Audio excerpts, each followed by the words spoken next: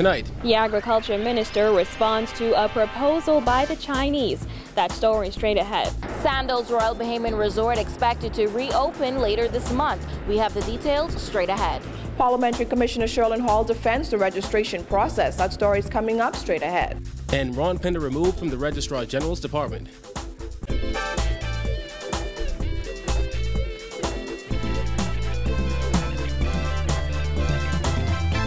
Welcome to our news. I'm Kyle Joaquin. Thanks for joining us.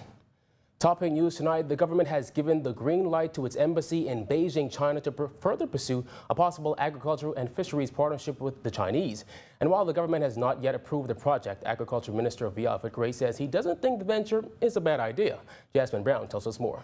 Gray addressed the subject outside cabinet this morning, insisting while the government has not given any approvals, they're opening to listening to proposals. It was revealed in this morning's Nassau Guardian that the project calls for the lease of 10,000 acres of crowned land in Andros and would entail the incorporation of 100 companies jointly owned by government and the Chinese, with China or its substantive representatives providing some $2.1 billion in cash for working capital, farming equipment, and skilled expertise. The proposal also calls for government to grant fishing licenses to each of those companies and predicts that within months of commencement of operations, participating companies will realize positive cash flow from the sale of fisheries. Gray says his ministry was the first to hear about the proposal. The newly appointed ambassador to China had approached my ministry with a view to finding out whether it was okay for them to enter into discussions with respect to Chinese investments in the Bahamas, in fisheries, factories. According to the proposal, companies would decide whether their agricultural or fisheries products will be for local consumption or export to China or the U.S. The deal falls under a regional program for which the Chinese government has budgeted $35 billion. Gray said he informed the ambassador he could have discussions with the interested investors, and that was the extent of it. Now, as it relates to the proposal, the minister said he is satisfied any investment in agriculture is a good one. I am satisfied that any investment in agricultural or agro businesses in the Bahamas is good investment because Bahamians do not seem to like agricultural investments, and maybe because they can't even get the money from the banks to do it. Gray did not indicate when those talks would end or a decision made. If the discussions are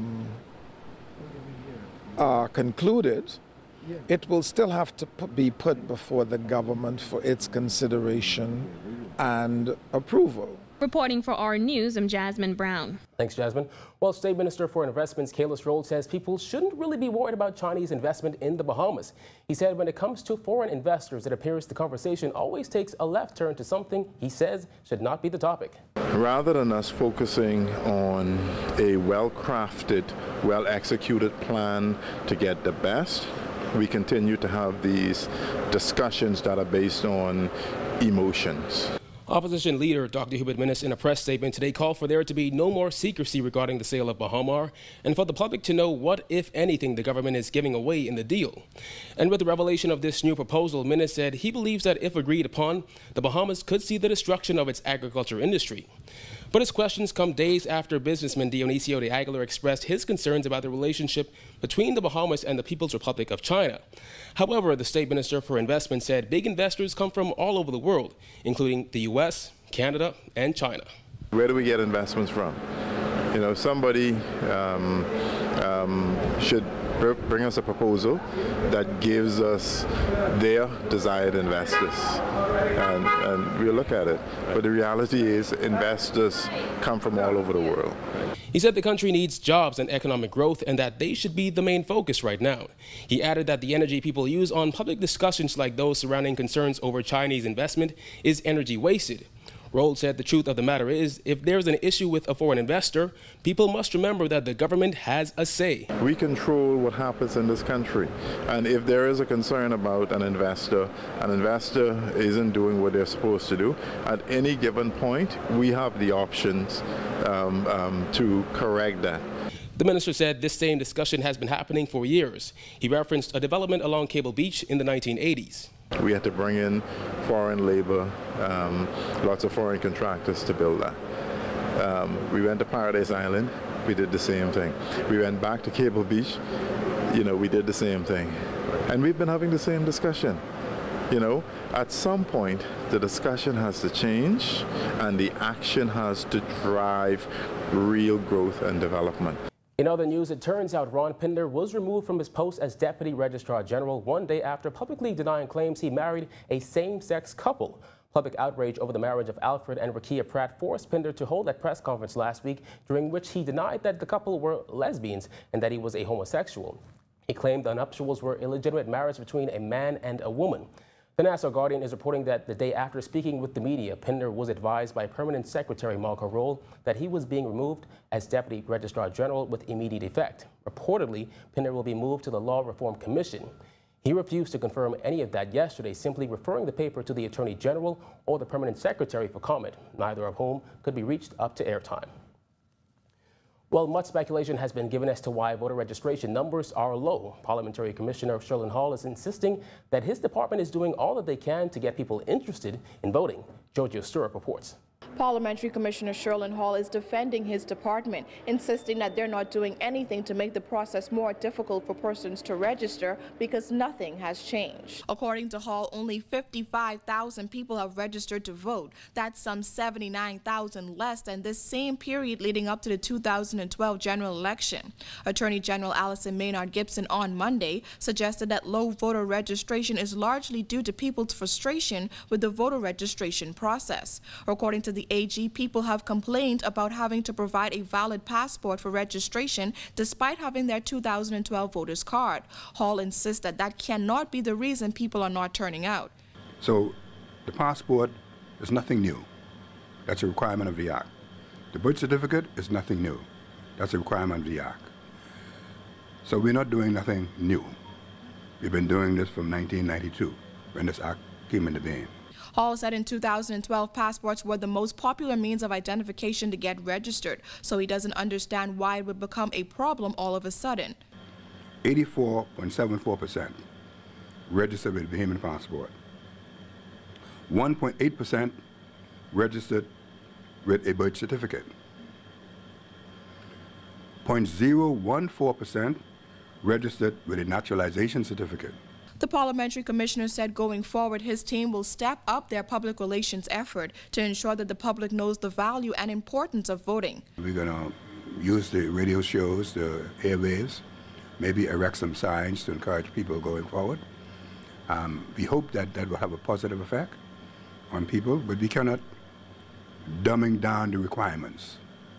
We have to follow the Act. While we could look at 2012 cards, we also have a right to make sure those cards were legitimate. Locations for voter registration include the Town Center Mall, the Mall at Marathon, all post offices, the National Insurance Board headquarters, and the Parliamentary Registration Department. Reporting for our news, I'm Giorgio Sturrock. Well, months after terminating 600 employees, Sandals Royal Bahamian Resort is scheduled to reopen on November 18th, according to Labor Minister Shane Gibson. He told our news there are more discussions to be had, but government's main goal is to ensure employees are taken care of. Simone Davis reports. Sandals Royal Bahamian was scheduled to reopen sometime last month, but there were concerns from the Trade Union Congress and the National Congress of Trade Unions that its members would not be re-engaged. The labor minister said he doesn't have much details at the moment, but that he was informed that the resort would reopen later this month. I really don't have any details of that. I know I got a notice saying that the opening would be, I think the 18th of November or something. I think I saw a notice.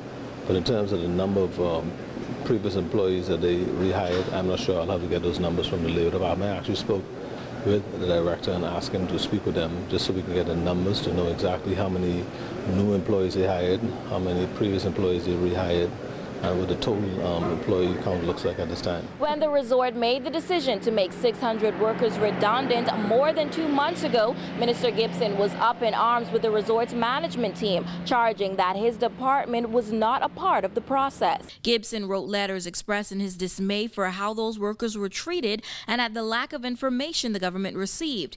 He said the tripartite council is now looking at amending the law that would make it a legal requirement of advising the government before making decisions that would greatly impact a large number of Bahamians. Right now, advising the government is really a part of the Code of Industrial Practice, which is not really a law, but it's the Code of Industrial Practice. And so we're now looking at amending the law that will make it mandatory that we're given adequate notice, and that persons are compensated better, and that the loophole that allowed this to happen is closer. When asked when the law can be expected to be put in place, Gibson said this. Obviously, the hurricane threw the schedule back a bit, and so as soon as I get back to Nassau, I'm going to be speaking with the Director of Labor, who's also the Chairman of the Tripartite Council, to find out exactly when they will have some recommendations into us. Reporting for our news, I'm Simone Davis. Still to come on our news, Grand Bahama's business community working along with the Bahamas Chamber of Commerce and the Registrar General's Department gets an upgrade. That's coming up when our news returns.